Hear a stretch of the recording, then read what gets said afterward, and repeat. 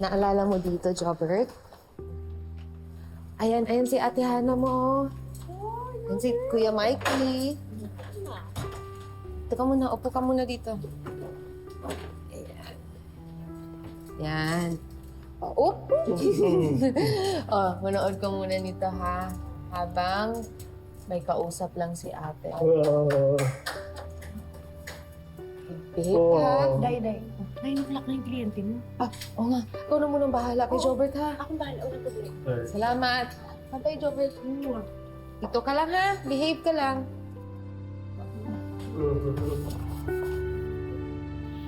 And this house in Tagaytay, it has 3 bedrooms and 3 bathrooms with a 360-degree view, and it is safe for kids. May 2 anak po kayo, di ba? That's right. I'm glad that you're taking into consideration ng mga anak ko. Siyempre po, ma'am. Kaya po tayo gumagawa ng magandang bahay para po sa kanila.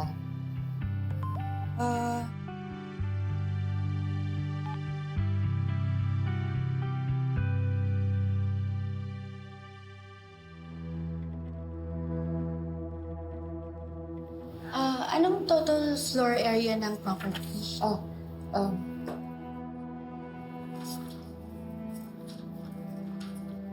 Is everything okay? pasensya na po, ma'am.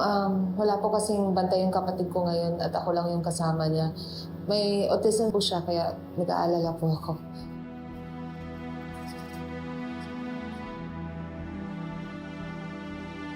Anyway, yung total floor area... You don't have to do this right now if kailangan ka ng kapatid mo. Naintindihan kita. Single mother ako with my little kids, so breadwinner din at the same time. Naiintindihan niyo pala kung paano sasabihin yung trabaho at pamilya. Of course, mahirap talaga na wala kang ka-share sa responsibilities. So, let's just reschedule. How about Wednesday afternoon? Yes. Salamat po, ma'am. I'll go ahead po. Thank you po, ha? Thank you.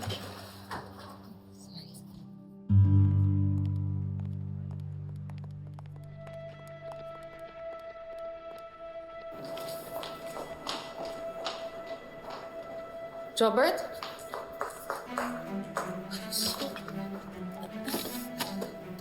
Jobert? G, nakita mo ba yung kapatid ko? Hindi po eh. Kakabalik ko pa lang po. Hindi. Nakita mo ba yung kapatid ko? Sorry Marge, galing kasi akong meeting eh.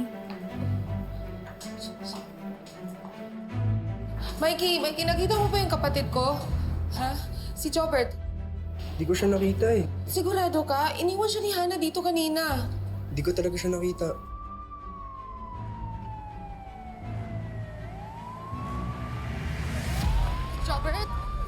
Jobert? Kawawa yung teenager po.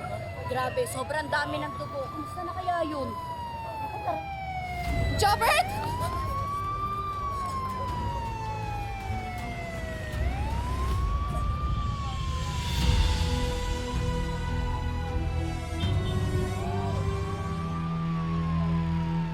Ate! Jobert! Ate!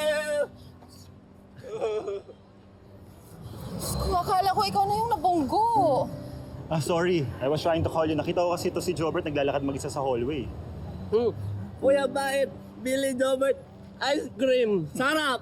Jobert, di ba sabi ko sa'yo huwag kang aalis sa desk ko? Napanood na Jobert videos, inip na Jobert.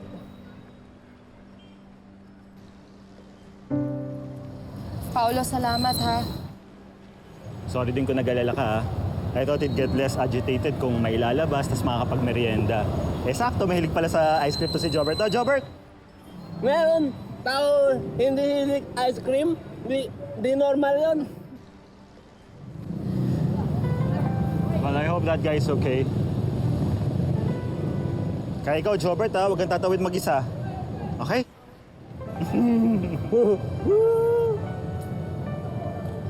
Ice cream.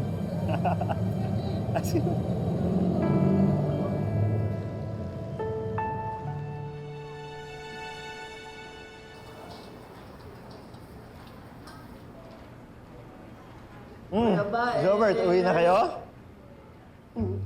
Salamat at nakita mo si Jobert kanina. Pero kung hindi pa ka napano na siya. I know he'll be fine. Matapang yan si Jobert, di ba? Tapang Jobert.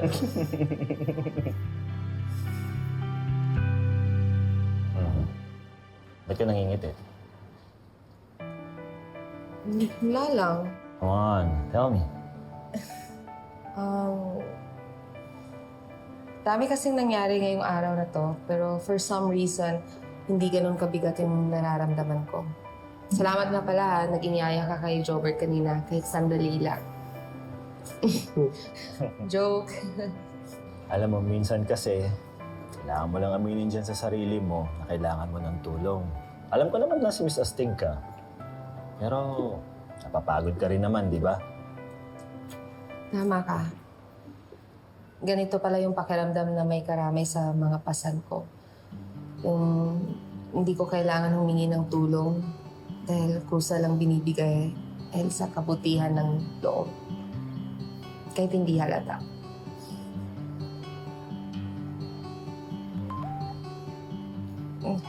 Ate, message.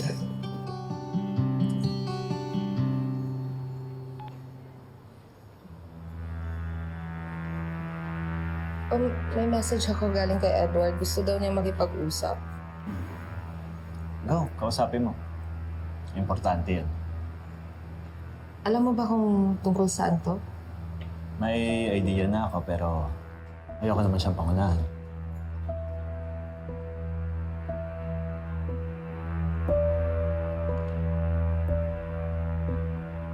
Sigurado ka ba ayaw mong pumasok? Hindi, okay lang. So, okay nga dito eh. Walang makakarinig sa atin. Okay ka lang? Parang hindi. Sorry. Lata ba? Dahil ba nag-away kayo magkapatid? Paano mo nalaman? Hindi naman niya binanggit sa akin yung buong kwento. Pero sabi ni Paolo na meron daw kayong hindi pagkakaintindihan. Tell you honestly, di lang siya basta misunderstanding. Nagbibisit ako kay Paolo. Inamin niya sa akin may nangyari sa inyong dalawa sa Batangas. Ano? Sinabi niya yun? Oo, sinabi niya. To tell you the truth, I felt so betrayed. Kasi alam ni Paolo na gusto kita. Ano? Marge, gusto kita.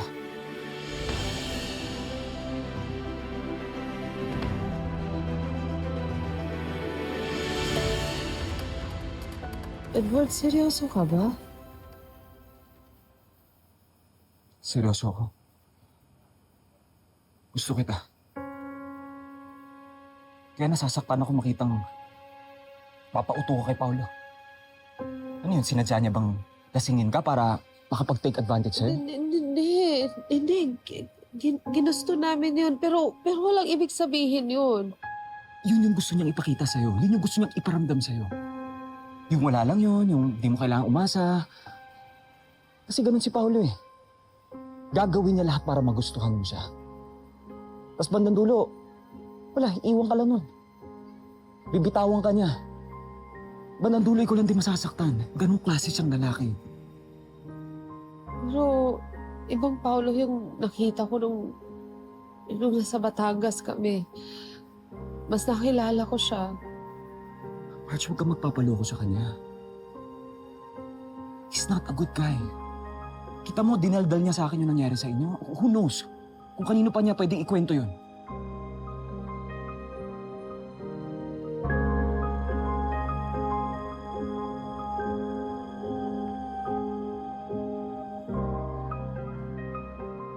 Pero ako, seryoso ako sa'yo. Seryoso ako sa nararamdaman ko para sa'yo. Aalagaan kita. Hindi kita papabayaan. Bibigay ko sa'yo lahat ng gusto mo. Teka, nakikiusap ako sa'yo.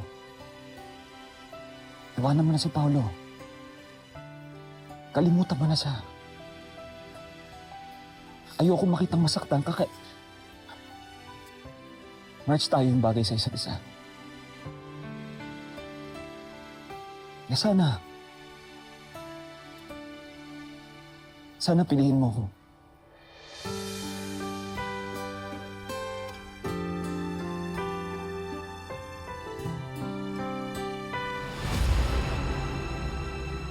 Ano sinabi mo kay Marge, ha?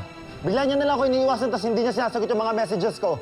What did you tell her? Ano sinabi ko? Ha? The truth. Na isa lang siyang conquest para sa'yo. Your flavor of the month. Pipili ka na lang ng isa. Panalo ka either way. Sino ba sa kanila gusto mo?